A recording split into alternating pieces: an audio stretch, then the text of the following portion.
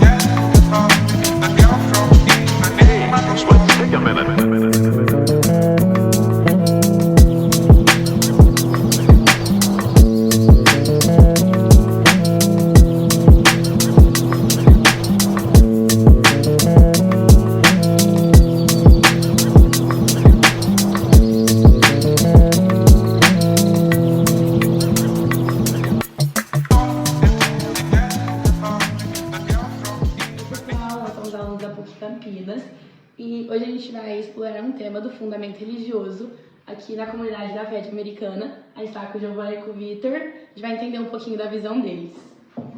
Para essa conversa, a Camila vai começar. Vou fazer algumas perguntinhas aqui. Bora.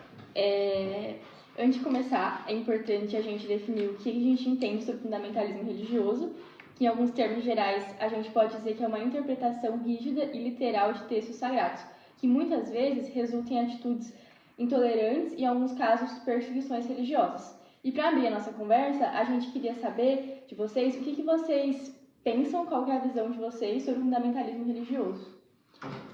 Eu começo? Bom, nós hoje a gente segue exatamente o que Jesus fala, né, Gi? O que está na palavra. Jesus, por exemplo, foi dos personagens bíblicos o mais perseguido por conta da religiosidade. Não foi a pessoa assim que mais foi afetada por isso. Então Jesus, na época que ele vivia, aquilo que ele pregava não que ia contra, mas incomodavam os fariseus, né, os saduceus na época, né? Inclusive ele foi perseguido por isso. Não só Jesus, mas como todos os discípulos e os apóstolos sofreram por conta da intolerância religiosa. Isso aí. Nós aqui da Comunidade da Fé, nós temos uma visão muito clara. A gente acredita em Jesus, ele é a nossa base, o nosso fundamento, mas a gente acredita na Bíblia. Então, o nosso manual de vida e de fé e o nosso fundamento como cristão está baseado na Palavra de Deus. Então, tudo que a Palavra de Deus diz, a gente caminha sobre o que ela diz. Então, a gente acredita nela, no poder dela, a gente acredita que ela é viva, que ela é eficaz, mas não apenas isso. Nós cremos que ela tem fundamentos, lições, ensinamentos para uma vida. Certo. Okay? Uma questão muito relevante também hoje em dia é a convivência entre as diversas crenças. Aí a gente queria saber se a comunidade da fé está aberta ao diálogo e aceita a participação de pessoas de outra religião nos cultos e eventos da igreja. Com certeza. Aqui a gente aceita todo tipo de pessoa. A gente ama pessoas e a gente está disposta a recebê-las. Até fica o convite. Você que vai estar nos assistindo, a gente quer convidar você a estar aqui, porque você vai ver que a comunidade da fé ela tem todo tipo de pessoa. Nós não recusamos ninguém, nós não somos uma religião, nós somos seguidores de Jesus. E o que Jesus nos ensinou é o que nós queremos viver. Se for juntar todos os nossos encontros, tanto os presenciais como online, nós temos cerca de mais de 10 mil pessoas que nos visitam todos os meses, né, gente? Isso aí. Então, são pessoas e não importa aquilo que aquela pessoa crê, a religião, se ela é de uma igreja, não. O nosso foco é pessoas, né? o que Cristo transforma é a vida das pessoas, né? Isso aí. Então fica até o convite para vocês, porque eu tenho certeza que vocês vão se sentir em casa. Em casa, Vocês vão ver que realmente aqui é uma igreja para receber todas as pessoas. Sim, muito legal. Outro tema que preocupa muitas comunidades é a educação religiosa entre jovens e adolescentes. E a gente queria entender como vocês abordam a educação religiosa nesse público. Existem preocupações sobre o fundamentalismo nesse contexto? Vocês, tipo assim, auxiliam, aconselham os adolescentes e os jovens? Como que funciona? Sim.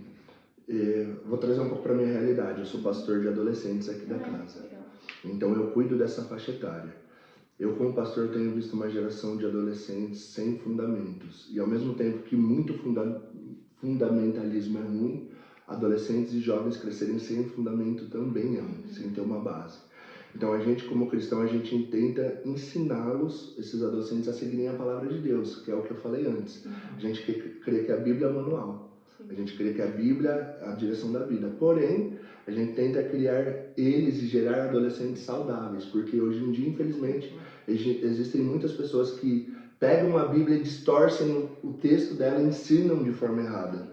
Nós, como comunidade da fé, nós tentamos ensiná-los da forma mais saudável, da forma mais pura, e não só isso, né? A gente tem todo um aparato com psicólogos, com professores, toda uma didática para ajudá-los não só na parte, vamos dizer assim, espiritual, mas também para ajudá-los na parte física, na parte emocional, porque a gente crê que tanto um adolescente, nós seres humanos, nós somos alma, corpo e espírito. E para nós termos uma vida saudável, nós temos que cuidar das nossas 3 áreas, a alma, o corpo e o espírito, entendeu? Então nós temos que crescer tanto na alma, aprender, se desenvolver como ser humano, como também no corpo, ter uma vida saudável, mas também no espírito. E caminhar com Jesus é isso, é aprender a cuidar do espírito e ter uma vida com ele saudável. Nós temos vários testemunhos aqui dentro desse ministério de jovens e adolescentes que chegaram aqui totalmente destruídos emocionalmente.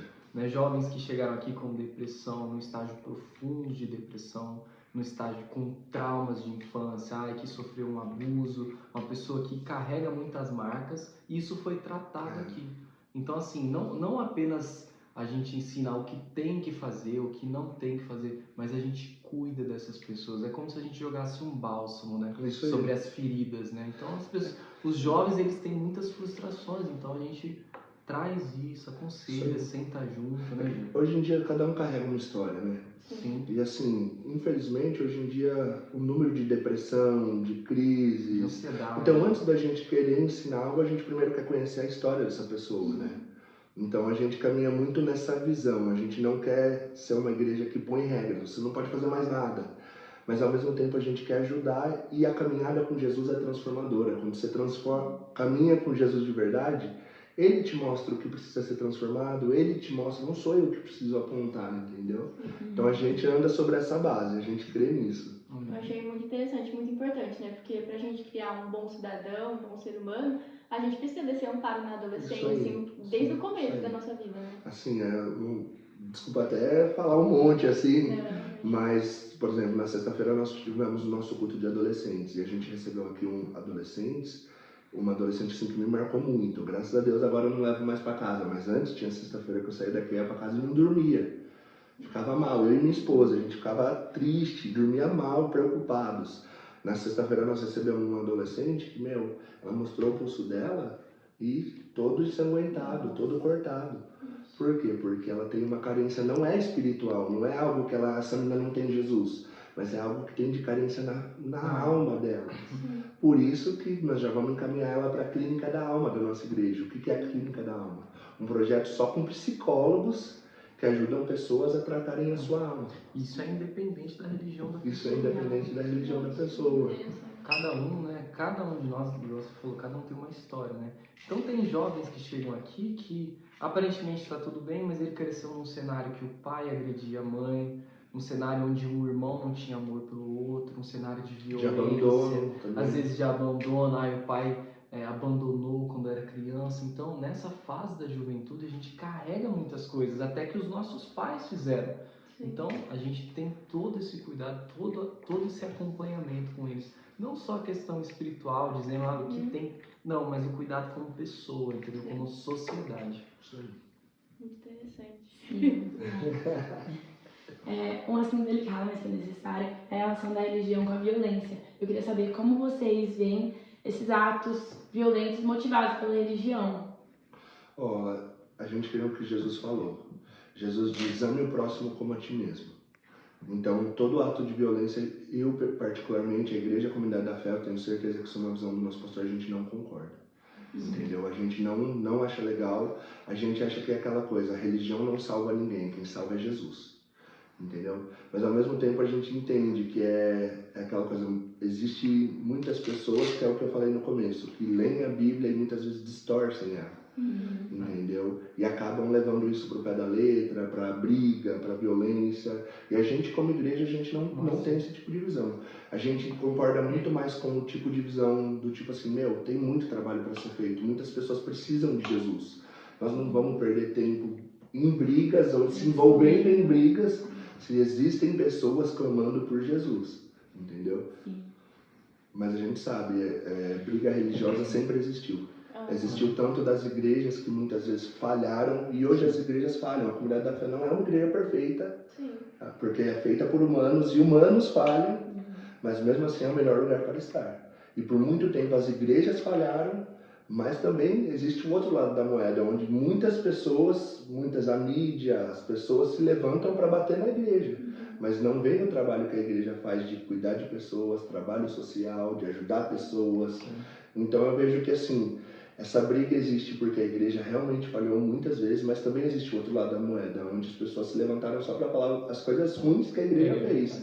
E não mostra muitas vezes as coisas boas que a igreja faz, que são muitas coisas boas. Entendeu? Mas a gente é uma igreja que ama Jesus, ama pessoas e quer paz, vamos dizer assim. A gente não quer estar nas tretas não, tá? Aqui violência, aqui a violência é zero. Nosso pastor, ele é muito claro. Nosso pastor... É que eu queria um dia que vocês terem a oportunidade de conversar com ele. Ele é um pastor que ele é muito justo. Então ele não se envolve em polêmicas, ele não se envolve em coisas erradas. Ele tem as falhas dele, porque ele é um ser humano, óbvio, mas ele é um homem muito justo e muito correto, entendeu? E eu já fui de outras igrejas, eu já vi outros pastores falharem. E o que faz eu estar na comunidade da fé é ver a conduta do nosso pastor, entendeu? Então eu falo com assim, de coração cheio. A comunidade da fé é uma igreja que busca paz, busca estar em paz. Que bom. E chegando ao fim, né, o fundamentalismo é marcado pela intolerância em relação à verdade fora da sua própria tradição. Isso reforça a necessidade da gente discutir a importância de ensinar o contexto histórico e cultural dos textos sagrados. O que você diria sobre o ensinamento do contexto dos textos sagrados na sua igreja para evitar essas interpretações extremistas, como você disse? Tem muita gente que acaba interpretando errado. Como vocês lidam com isso? Como é ensinado aqui e passado? Pode falar. Anota isso, ó. Todo texto fora de um contexto é pretexto para uma heresia. Ou para se tornar um problema. Ou seja, todo texto, se você pega só um versículo, mas não entende quem escreveu, para quem escreveu, quando escreveu, o porquê que está sendo escrito, você cria uma heresia e as pessoas se perdem nisso. Então existem diversos versículos bíblicos. Se você não entender o contexto que ele foi escrito, você tem uma compreensão errada. Então, obviamente, todas as pessoas que pregam aqui na comunidade da fé, aquelas que dão a palavra, igual hoje vocês viram, quem estava hoje ministrando a palavra era o Mirko. São pessoas que são teologicamente formadas para isso, que, eu vou pegar um texto e vou... Não, são pessoas preparadas, não é qualquer um que traz uma mensagem, por exemplo, uma mensagem expositiva, né? Uma mensagem textual. E além disso, nós temos também o Seminário Veredas, que disponibiliza para todas as pessoas da igreja e fora da igreja também o ensino bíblico. Então, a gente literalmente pega os textos, estuda, vê quem que escreveu, para quem foi escrito. Tipo assim, extrai, igual, sabe, você pega uma toalha e você faz assim até sair a última gota. Então, isso evita heresias, evita brigas, evita coisas desnecessárias, né, gente? Até não tem nem muito o que eu acrescentar, mas... Eu estou dando aula no Seminário Veredas. E é um dos professores. E é impressionante, porque nele a gente passa o contexto. Por exemplo, existe na Bíblia os 4 evangelhos, que é Mateus, Marcos, Lucas e João. E eles iniciam um Novo Testamento na Bíblia. E no Veredas, estudando Veredas, a gente vê, por exemplo, Mateus foi escrito para certo povo, e a gente explica isso em Veredas. Por que ele fala dessa cultura, desse jeito, desse formato? É porque era para esse povo. Marcos, por que ele escreveu dessa forma? Por que ele fala dessas tradições? Porque ele escreveu para um outro determinado público. Então aqui a gente estuda, porque a gente sabe que conhecer a palavra é muito precioso, porque não adianta nada eu falar de algo que eu não sei, mas a gente tenta sempre trazer em tudo isso um conteúdo verdadeiro, explicativo, para as pessoas não terem dúvida, para as pessoas não terem dúvida do que a palavra quer dizer. Porque, que nem como o Vitor disse, texto fora do contexto gera pretexto para dar briga, e pretexto gera só problema. Entendi. Então, agora a gente chegou no fim do nosso vídeo. Eu queria agradecer vocês pela atenção, por compartilhar a visão de vocês, os conhecimentos de vocês. Foi um prazer esse momento. E antes de encerrar, eu vou deixar que vocês façam considerações a respeito, falar um pouco sobre a comunidade da fé e o que vocês gostariam de compartilhar também. Quer começar ou quer que eu comece? Nossa, eu sou apaixonado por esse lugar. Gente, eu cheguei aqui, sim, é até meio estranho, porque a gente é membro da igreja, então é suspeito, você pode estar assistindo e estar falando, eles são membros, eles estão puxando o saco da igreja. Mas eu cheguei aqui adolescente todo quebrado. Eu tive alguns problemas pessoais de família e tive alguns problemas em algumas outras igrejas que eu frequentei que feriram muito a minha vida. E eu cheguei aqui todo quebrado e graças ao pastor Mirko, que nós temos que dar honra, mas graças à cultura dessa igreja que apresenta um Jesus transformador, eu fui transformado. Sim. E hoje, graças a Deus, eu sou pastor de adolescentes, eu posso cuidar de pessoas, posso amar pessoas, mas é porque um dia eu fui cuidado primeiro. Um dia eu fui impactado pela cultura dessa igreja. E eu tenho certeza que se você vier para cá, você vai ser impactado. Aqui nós temos culto para crianças, para pré-adolescentes, para adolescentes de 12 a 17, para jovens de 18 mais. É imenso, tem para todos, para todo tipo de gente. E nós estamos de braços abertos para te receber, porque eu tenho certeza que se você vier, você vai amar esse lugar. A comunidade da fé, ela acolhe as famílias, né? Então tem lugar para você deixar seus filhos, o kids, o teens. Então assim, tem lugares para você se envolver, encontros que são específicos para os jovens, para você fazer amizades, encontros específicos para os adolescentes, para eles também se reunirem no dia que está à frente. Mas se eu pudesse, acho que deixar uma consideração a palavra diz que lâmpada para os meus pés é a sua palavra. Caminhar sem Jesus é caminhar no escuro, entendeu? E com ele a gente tem luz. Aí você olha as pedras no caminho, você se desvia, né? Jesus não está preocupado em dizer para você só o que você tem que fazer, não, ele está querendo te proteger. Então, às vezes, ele diz algumas coisas para nós que é para o nosso próprio dentro. Ele fala, ó, tem um buraco ali, não vai por ali. E aí, obviamente, a decisão é nossa, né? E ainda assim que a gente decida errado, ele é o único que vai lá e nos tira daqueles lugares, né? E nos levanta e nos perdoa. Então, assim, a gente tem um futuro glorioso para viver. Isso aí. Com Jesus, E queremos agradecer. Obrigado pela confiança na gente. Espero a gente poder ter contribuído. Mas tudo que vocês precisarem, eu falo isso como agora, não só como um voluntário para estar aqui, mas como um pastor dessa casa.